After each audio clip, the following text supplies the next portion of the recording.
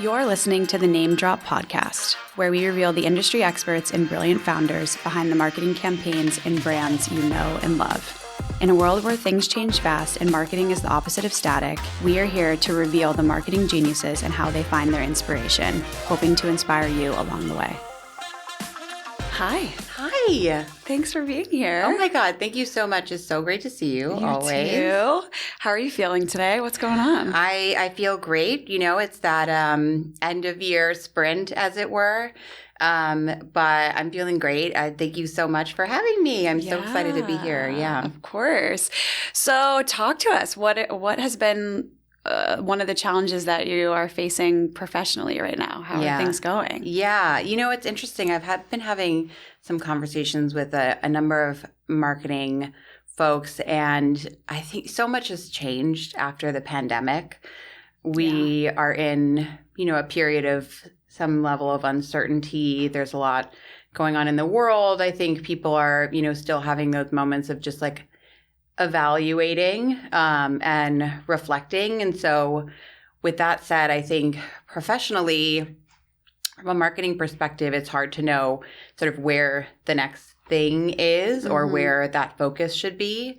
I think maybe before there was, the shiny object or like the next big thing or, what's the new platform that's on the way or new technology. And I think I, get the sense that people are just really craving something real. And so it requires a little bit more precision, a little bit more just of an ear to the ground and a little bit more reflection.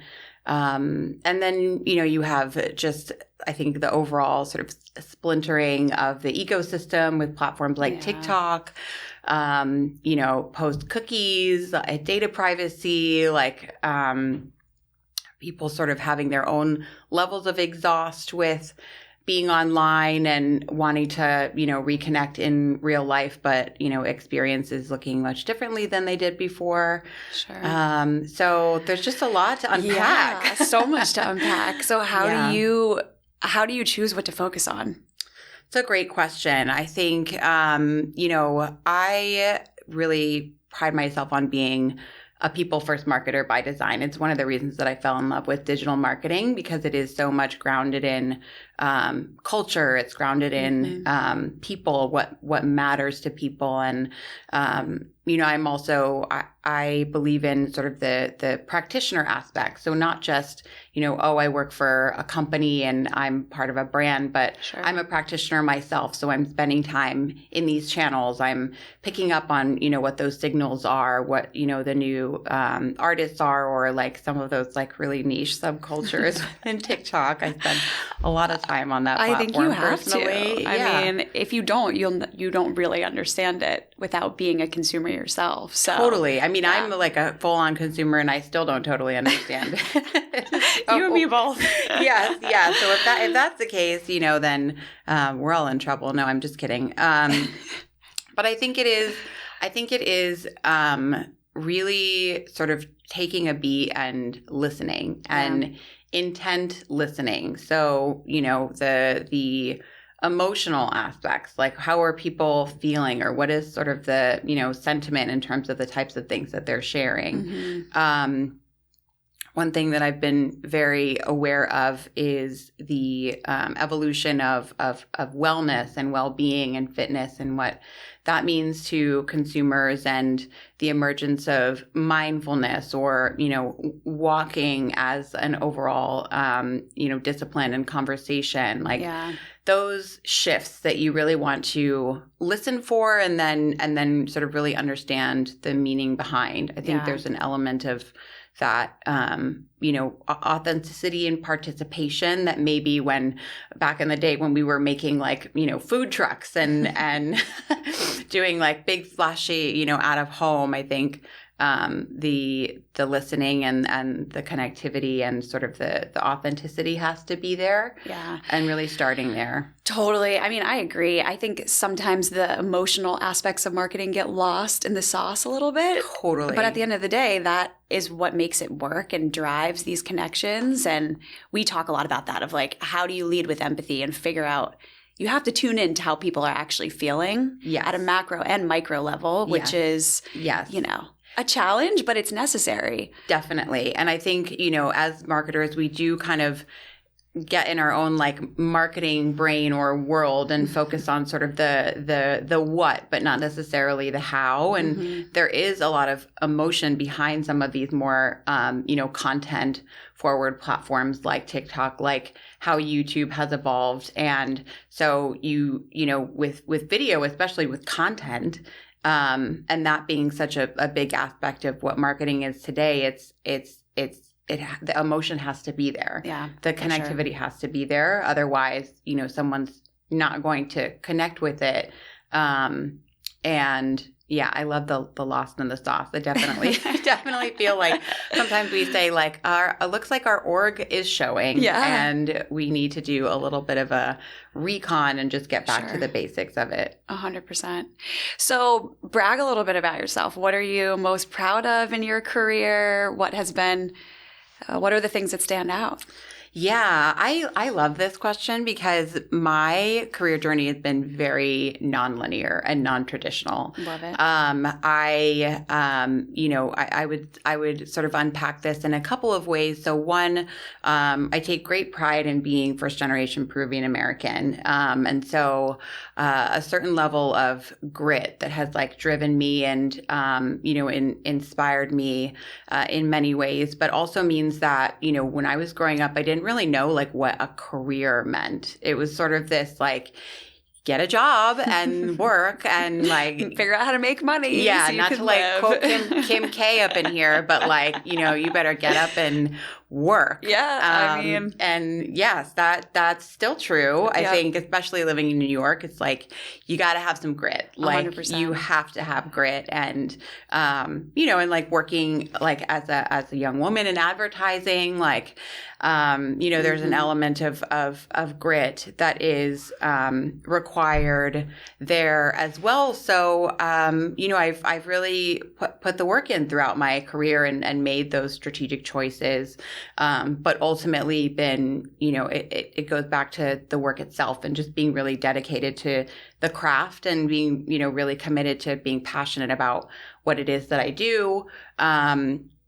And then the other aspect is I didn't know what advertising was until I started working at an advertising agency. I think I was the same way. So you're like, marketing, cool. I think I get what this is. Totally. But, It's like the little people inside the TV. I was like, what is happening? Yep. So, landed in the marketing world. But what I studied growing up and what I was really dedicated to was theater. I came to New York to study directing for the theater at one of the first directing focused undergraduate programs. That's awesome. And that element, as well as sort of the grit and my personal background, has really shaped the marketer that I am today. I think there's different elements when you think about theater in terms of how that relates back to marketing. But like I said before, really thinking about people, and I see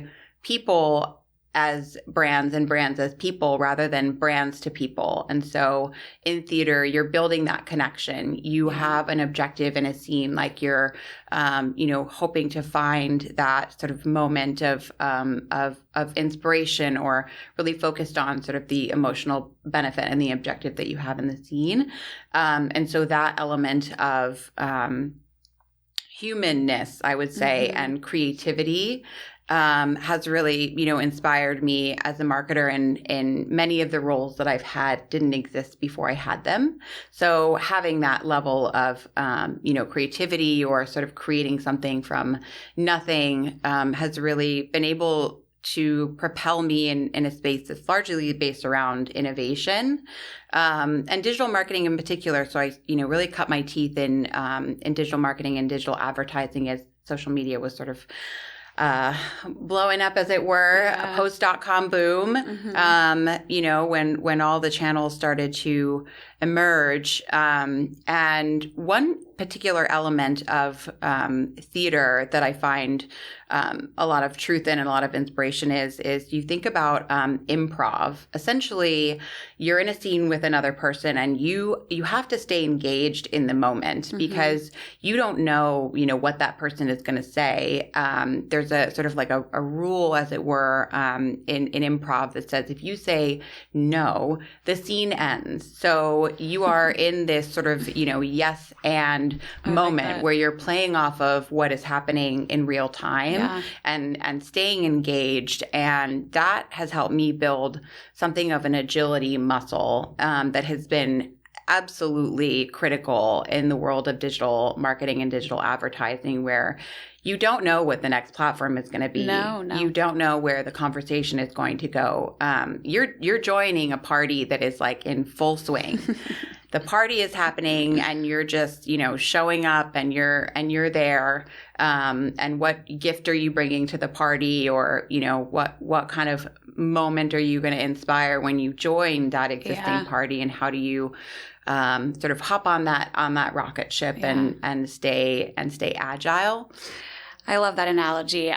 We talk a lot about there isn't a way to throw a perfect party either, and there's not a perfect way to work in this industry and space. It's like we're just trying to figure out how to get it right and improve upon it, but there isn't expertise or perfection as it exists in the marketing world. Totally. And I think, every day in terms of like the needed skills that are required evolve. I think you talked about empathy, and the EQ element is a skill set. It's a muscle for sure that I think a lot of people have come to, reflect on needing to build and needing to work at, or as it relates to the number of platforms that have emerged, and really understanding, like from a performance standpoint, like what data looks like, what feedback looks like, and being able to build on that skill set. And, from a digital marketing perspective, we talk about like never putting all your eggs in one basket, because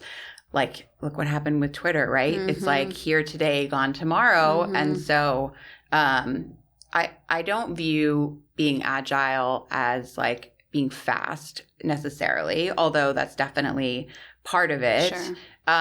But it really is this sort of level of comfort of being in and around constant change, and just being okay with the fact that things will change inevitably, and how you respond is ultimately what either, sets you apart or puts you ahead. Yeah.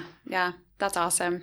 It's cool too to hear. I think so many marketers did not go to school to study marketing. I mean, I wanted to be a social worker and studied psychology. Yeah. So I always think it's interesting that it usually comes from a need or a want to have those human connections and bring that into your profession. And the background on that can be so varied. So it's awesome that theater was sort of your launching point to become now an amazing marketer is pretty cool. Yeah. And I love the psychology aspect. Like that really resonates with me as well, because that's such a big part of it too, is like really having that, where is someone coming from? Like what are, what is that insight or that point of tension? I really push for that in the work that I do, is really identifying, something that you are pushing off of, or a problem that you are solving. And so that psychology aspect is so critical to the work that we do. For sure. So when you're thinking about, different brands that you've worked on over the years and projects that you've been a part of, like finding that tension point is very important to solve a need. We're ultimately always trying to solve for needs. But then once you get past that point, what does it look like for you to create loyalty then to that brand or service or product that you're providing? Like, how do you view loyalty today? Yes. I mean, I think especially now more than ever, that community building aspect is so important, right? It goes back to sort of what we were talking about as it relates to connection. And if I think about it from a human perspective, when I think about loyalty, I think about the idea of trust, of building trust. And I'm Brene Brown Hive, so shout out to her. She's great. Brene Brown all the way. But one of the things that stuck with me in one of the books that she wrote is this idea of like you're putting sort of marbles in the marble jar and you're building that trust and you're investing that time in building that relationship, not just from like a reward standpoint. Of course there are, the promos or obviously rewards programs do have value and can be really effective. But on the human level, how are you building those relationships, especially now that we think about like the explosion of creator marketing and influencer marketing? For sure. The authenticity has to be there. Like people can smell when they're being marketed to, and like it smells icky. And so the idea of loyalty, when I think about even some of the, the brands or products that I've worked on, have that history, have that meaning. I remember when I worked on Clinique, like in my earlier days, a lot of the loyalty came from, people that had sort of inherited the product passed down to them, like from what their mom or like their grandmother taught them. And so getting to the heart of those like specific stories and meaning, I think coupled with the more tactical elements of building, a rewards program that is built obviously around testing and learning, like what are those points during the year that you're tapping into existing behaviors like gifting season or what have you. But for me, it really goes back to sort of the basics around building trust. Yeah. No, that's great. Yeah, my grandma had Clinique products, and I feel like my first like moisturizer in high school was Clinique because that's what my grandmother used. Totally, same. That little like yellow, yellow bottle. 100%. Yes. Yep, exactly. It's amazing. So yeah, I think it really goes back to building trust and wanting to build up, a community of advocates and folks that will really, stick with you over time. Yeah, no, I agree. And I think so often people default on the tactics like the point programs and memberships and subscriptions because it's easier to measure. It's hard to put effort into building a community that you're not going to see a return on right away, but it usually ends up that's the better long-term bet. The tactics can help along the way, but you need to build the relationship ultimately. Yeah. And I think even with the tactics from, a really tactical level, if you think about like credit card points, or, free shipping or what are those rewards that you're building up, I think, the value add piece is important, is just making sure that you understand who your customer is on the other side, whether it's a parent or it's, somebody who's travels a lot. Like what are those more sort of interest-based or more human-based elements to make sure that, you're not serving someone up a water bottle and it's like not something that they actually need, really focusing on making sure that you're aware of how you're adding value to people's lives in a real way. And I think that is something that people will recognize. Yeah, agree. Definitely agree. So thinking about your career journey to date, what relationship has been most impactful on you professionally? Yeah, it's a great question. And I think I would say some of the relationships that I've established as a mentor and learning how to be a sponsor has been a really big shift for me. I think earlier in my career, as I mentioned, like I was just like full of grit and really focused on the work and making sure that, what I did, and I did as many things as I could. I was very hungry in that way. And I would say over the past couple of years, some, direct reports that I've worked with or some friends that I've gotten feedback from, I think shifting my mindset to really thinking more about the collective and about how, now it's it's my turn to inspire others. Right. It's my turn to help shape and, educate and learn from, younger folks that I work with, has been maybe in some ways a little bit of a challenging kind of mindset shift. Yeah. But, earlier when I was thinking about this question, I was like, I think more so than, because I definitely have had mentors in my career. But if I think about what has really been impactful to me in recent years is learning how to be a mentor and how to be a sponsor, and paying it forward in that way. I like that. And learning how to, let go of just needing to drive or be like solely accountable and really focus on the relationships internally, and how I can be, supportive or inspiring in some way. Yeah. I think I also learned that through the pandemic, and change management has been, a really interesting experience, is when things are shifting and you don't necessarily have control over, how your role changes or where you'll end up or how things have shifted. Just being able to show up and be sort of a beacon, as it were, or be solid as a rock and know that you can show up for other people. Yeah. And I've really taken that journey and learned a lot from that and taken that to heart. Yeah. No, I can relate. I think it's hard in the beginning of your career. You're being rewarded for getting things done and being a doer. Yeah.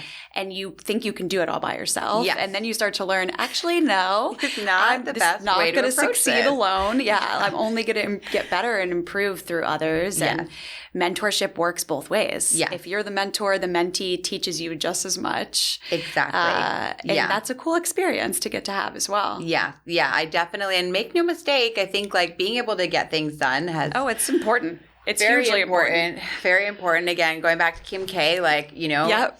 Get up, do the work, like totally. Being able to get things done, I think has served me really well. But then also in recent years, just being able to take a step back and think about not just the what, but the how. Totally. And think about, more broadly, what does being a sponsor mean, or what does being, a support or a peer mean, outside of just like the work itself. Yeah. Yeah. Definitely. Okay, so tell us who you are. Tell us your name. Tell us where you work. What do you do? Love this. Yes. The reveal. Drum roll. Yes. So my name is Tatiana Urriaga, and I work at Peloton. I'm a director on the growth marketing team, which means many things. It's hard to distill exactly what I do into a single phrase. Sure. Yes, but really focused on growth. So understanding demand, understanding how consumer behaviors or makeups or platforms are evolving. Really, at the end of the day, really focusing on identifying new and existing levers to innovate on growth. Amazing. So what does a day in the life look like for a growth marketer at Peloton? It's wild. Yes. No, it's exciting. I mean, I'm a startup girly at heart. Mm-hmm. Most of the companies that I've worked for started as startups, or, ultimately, scaled to something bigger. But I love the energy that exists within growth, within sort of the need to innovate. And so even if today I'm writing a marketing brief and tomorrow I'm also writing a brief, I am constantly thinking about things in new ways. I mean, that's how fast the space is changing. Absolutely. That what worked yesterday will not work today, will not work tomorrow.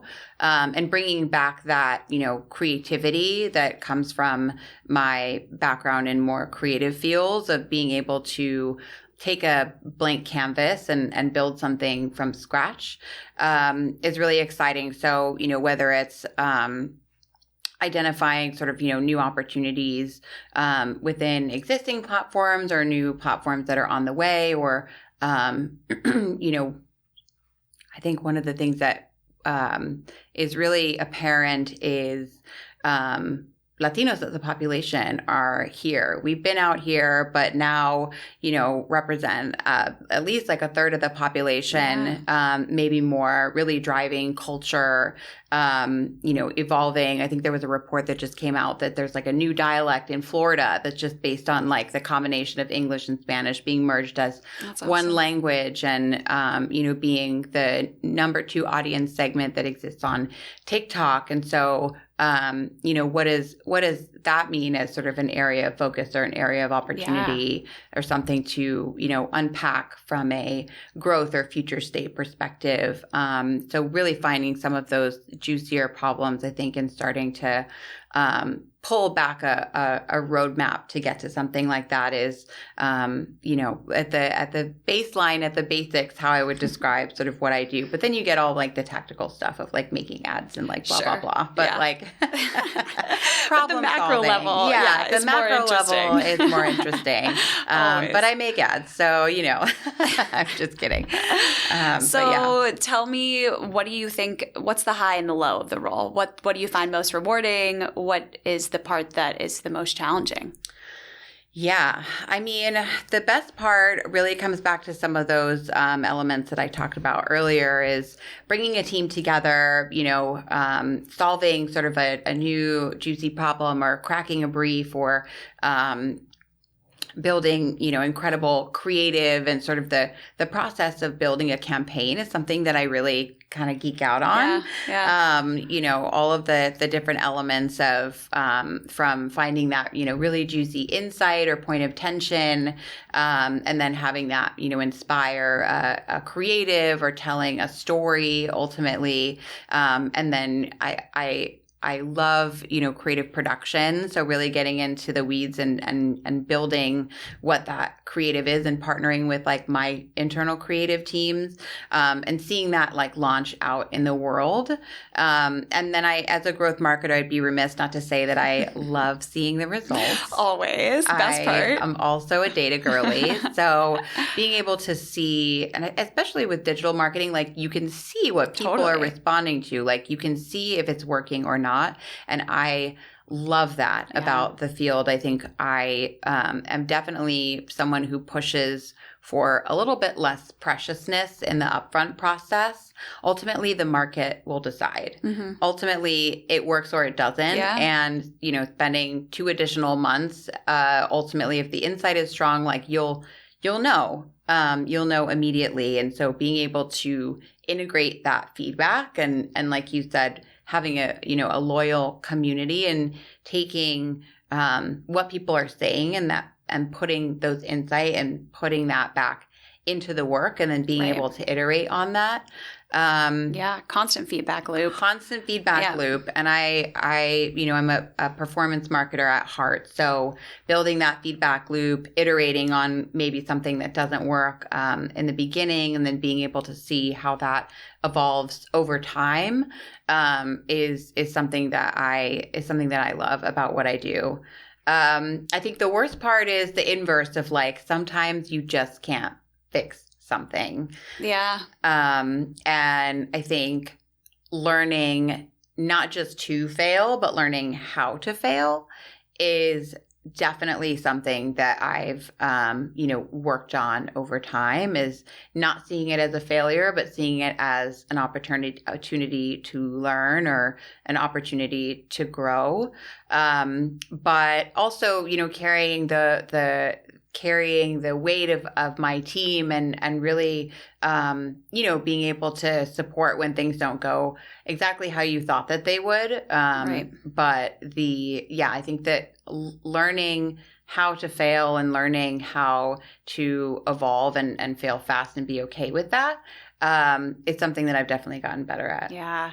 I was just having this conversation with someone last night. They were asking, how do you find resilience when you make mistakes to just keep on moving forward? And You just do. You just and do. you view it not as a mistake, but as, all right, well, now I know what not to do next time. Yes. And how to avoid these types of things in the future and like onwards. I mean, that's the only way. Doing it. Yeah. At the end of the day. Yeah. Like you build that muscle of resilience and find ways to reframe. I think as a performance marketer, also what I try to do is look at the data as data. Look at it objectively.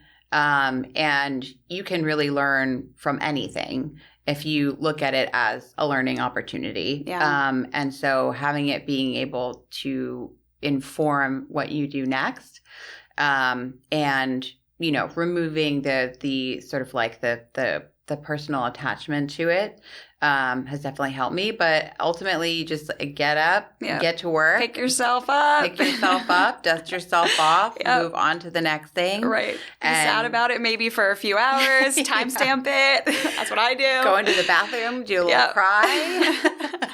Carry on.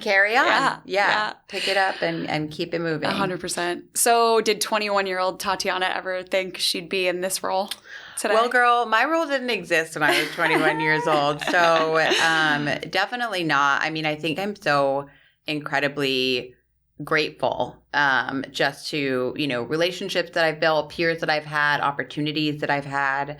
But I think, you know, my industry, my role, none of this existed. That's crazy to when think I was about, 21. honestly, because you're not that old. So I was about to say, I was like, I'm not trying to age myself here. No. But things were different. Very back different. then. Very different. Yes. And I think I remain grateful. I'm at a point now where, you know, a little bit more trust in myself to craft something that doesn't exist. Yeah. And find the joy in the process of building sort of a roadmap and paving roads that, you know, haven't been paved before, and taking feedback from my teams and doing it as a, you know, a collective or as a community, rather than, like you said, feeling like I have to just like do everything on my own. Right. And to enjoy the building versus always trying to get to the end state, you'll be happier.